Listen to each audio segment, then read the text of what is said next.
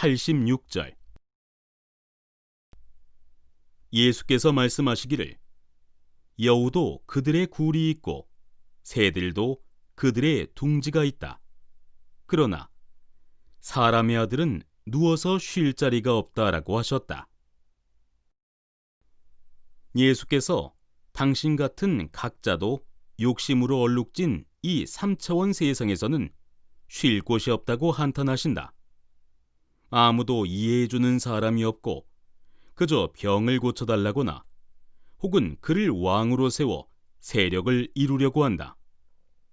이용하고자 하는 사람들만 곳곳에 널려 있다. 배우는 제자들마저 자꾸만 천국을 보여달라고 하고 구세주가 아닌가 하고 기대한다. 여기서 사람의 아들의 뜻은 아버지와 하나 된 아들의 뜻이다. 요한복음 1장에서 태초에 말씀이 있었고 그가 있었다의 그도 사람이다. 즉, 나의 영혼에 내재하여 있는 사람 형상의 이미지를 뜻한다. 이 아버지와 하나 된 아들은 이 세상에 둥지가 없다.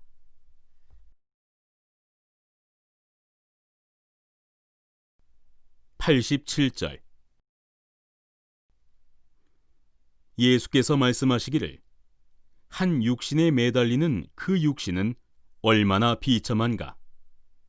그리고 이 두 육신에 매달리는 영혼은 얼마나 비참한가 라고 하셨다. 이것은 중생의 꿈이다. 우리는 꿈속에서의 내가 보고, 듣고, 즐기는 모든 것이 실제인 것만 같다. 이처럼 현재의 내가 일상에서 보고, 듣고, 느끼는 눈앞의 현실들도 나의 영혼이 꾸고 있는 꿈과 같은 것이라고 말하지만 우리가 실제로 보고 느껴지는 이 현상을 벗어날 수가 없는 것이다. 뉘라서 감히 이 눈에 보이는 세상을 없는 것이라 치부할 수 있을 것인가? 이 세상은 인간 대 인간의 상호관계 속에서 삶을 이어간다. 그 삶의 존속은 각자의 육체가 서로 부딪히며 이루어진다.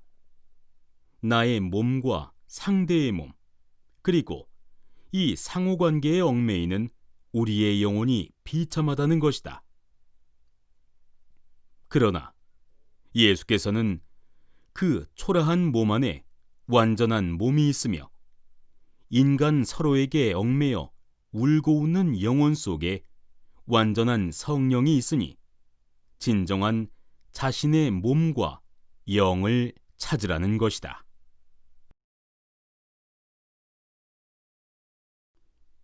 (88절) 예수께서 말씀하시기를 천사들과 예언자들이 그대들에게 와서 그대들이 이미 가지고 있는 것을 그대들에게 줄 것이니라. 그대들도 자신들이 가지고 있는 것을 그들에게 주면서 자신에게 언제 그들이 와서 그들의 것을 가져갈까라고 하리라 라고 하셨다. 천사와 예언자는 영적 존재들의 표현이다. 우리가 이 에너지 입자의 세계를 가노라면 천사라고 표현된 에너지체와의 접촉이 이루어지기도 한다. 실제 사례를 들어보자. 92년쯤 소백산에서 공부하려고 거처를 알아보러 갔었다.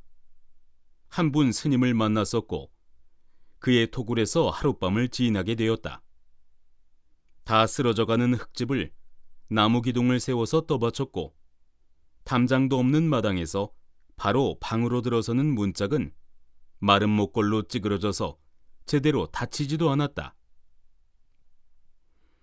작은 방 안 천정에는 오래된 약초 봉지들이 호박처럼 주렁주렁 매달려 있고 사방 벽지는 이런저런 종이들로 땜질을 한 데다가 부엌에서 뗀 장작 연기에 그을리고 파리똥에 덮였는지 새까맣게 윤이 날 정도였다.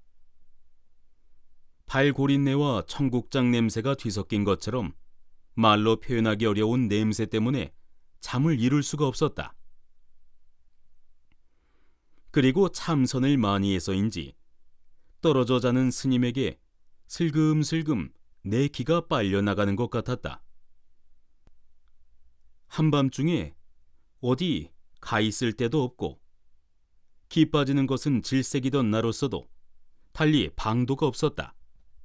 해서 벌어진 문틈 사이에 코를 박고서 간신히 숨을 쉬면서 웅크리고 있었는데 깜빡 잠이 들었는지 전신이 하얀 할머니 한 분이 나타났다.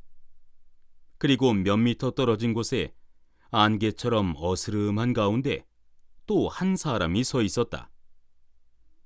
나와는 삼각형을 이룬 형태였는데 그 할머니가 말하기를 내가 너를 위하여 누진통을 보여주리라 하시더니 손을 휙 젓는데 갑자기 내 오른쪽 허리 부분이 확 터지면서 굵은 기무리가 쏴 하며 쏟아져 나가더니 회오리처럼 할머니와 그 사람을 통과하여 나에게로 돌아오는 것이었다. 그 순간 갑자기 세상이 고요히 편안해지며 일체의 구별이 다 무너지고 사람도 공간도 모두 하나가 되는 것이었다. 그리고 깊은 잠에 빠져들었다. 그 이전까지 나는 누진통을 일체 몸과 마음의 기가 빠져나감이 없는 상태라고만 생각하고 있었는데 일체 평등한 하나됨이라는 가르침이 내게 온 것이었다.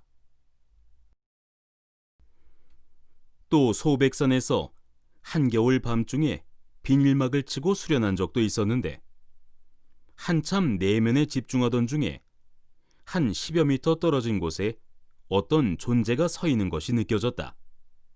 그 존재는 기력이 얼마나 대단하던지 주변 일대 공간을 다 그의 기로 뒤덮고 있었고 서늘한 음기가 침투해서 내 몸마저 온통 서늘하게 변하게 했다. 오직 나의 내단만이 달걀처럼 우뚝 서서 의연히 빛나고 있었다.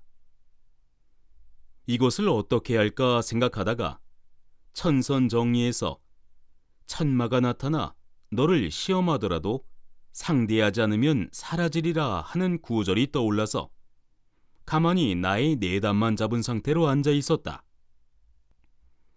한참을 서 있던 그 존재는 어느 순간 사라져버렸고 나의 전신은 다시 따뜻한 기로 채워졌다. 이처럼 수련을 하다 보면 이런저런 존재들과 얽힐 수가 있다. 그러나 이때 그들과 어떤 연관성도 가질 필요는 없다. 그냥 살아있는 가르침대로 내 길을 가는 것이 안전하다. 예수님의 가르침은 이러한 외적 존재들이 설사 내게로 와서 무엇을 알려주더라도 그 모두는 결국 나의 몸과 영혼에 이미 다 갖추어져 있다는 것이다. 아무리 그들이 내게 어떤 능력을 준다 한들 내가 스스로 닦지 않으면 나의 경지를 증득하지 못할 뿐더러 그들의 힘을 빌리면 반드시 엄중한 대가를 치르게 되고 나의 공부는 퇴보하기 쉽다. 그들은 인간 세상의 실존 인물이 아니고 또 그들 스스로가 이러한 궁극의 길에 올바르게 들어섰는지도 의심하지 않을 수 없는 것이다. 왜냐하면 그들은 현실적인 육체가 없기 때문에 우리 인간의 에너지를 빌어서 그들의 뜻을 실천하고자 하기 때문이다. 세상에는 공짜가 없다. 언젠가는 대가를 치를 수밖에 없고 그들의 에너지를 빌려서 내가 이 세상에서 기적을 쓰게 된다면 그들은 언젠가는 그들의 에너지를 회수해 갈 것이며 결국 나는 내 에너지마저 엉뚱한 일을 하느라 소진한 꼴이 될 것이다. 그만큼 하나됨을 이루는 길에서 멀어진다는 경고가 들어있다.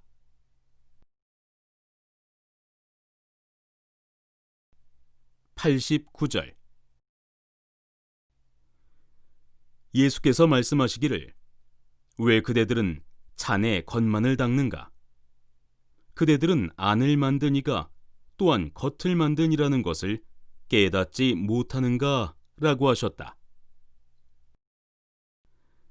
우리는 잔의 겉을 만든 이가 속도 만든 것을 당연히 알고 있다. 그러나 우리는 몸 밖의 세상만을 위하여 살아간다. 또 우리 몸의 표면만을 열심히 씻고 치장한다. 예수님은 이 간단한 비유를 통하여 우리의 몸속과 영혼도 바깥 세상 일을 열심히 하듯이 관심을 기울이라고 알려주신다.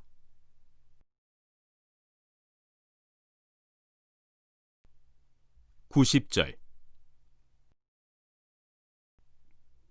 예수께서 말씀하시기를 내게로 오라. 나의 멍에는 편하고 나의 다스림은 온화하니 그대들은 자신을 위한 휴식을 얻게 되리라 라고 하셨다. 여기서 멍에는 몸을 닦는 육체적인 수련이고 다스림은 영혼을 닦는 수련을 뜻한다. 예수님의 가르침은 육체와 정신 모두가 충만해지는 길이요 안식을 주는 것이다.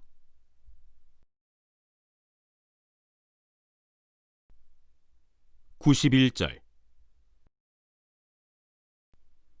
제자들이 예수님께 말하기를 우리가 당신을 믿을 수 있도록 당신이 누구신지 말씀해 주시기 바랍니다 라고 하였다. 그분께서 그들에게 말씀하시기를 그대들은 하늘과 땅의 형세는 분간하면서 그대들의 바로 앞에 있는 사람이 누구인지는 깨닫지 못한다. 그리고 그대들은 지금 이 순간도 분별할 줄 모른다라고 하셨다.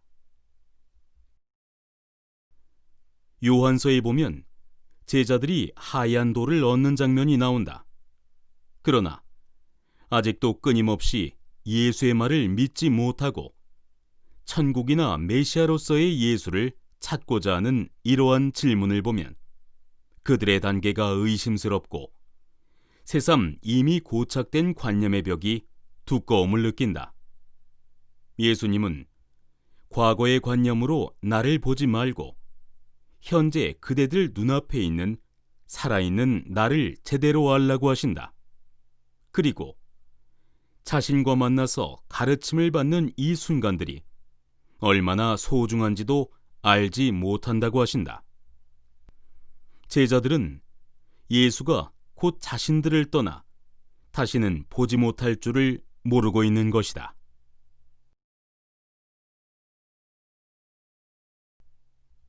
92절. 예수께서 말씀하시기를 구하라. 그러면 그대들은 찾게 될 것이다. 과거에는 그대들이 나에게 묻는 것들에 대해 내가 말해주지 않았다. 그러나 이제는 내가 그것들에 대해 말하고자 한다. 그러나 그대들은 나에게 구하지 않는다라고 하셨다. 초등학생에게는 초등학생에 걸맞은 내용이, 중학생에게는 또 그에 걸맞은 공부와 설명이 필요하다. 이들 제자들의 공부가 진행되어서 좀 더 높은 차원의 질문이 나올 법하지만 그들의 관심사는 구약의 하나님과 저 하늘 위에 있다는 천국에서 벗어나지 못하고 있다. 물을 만한 것을 묻고 구할 만한 것을 찾아 구하라고 말씀하신다.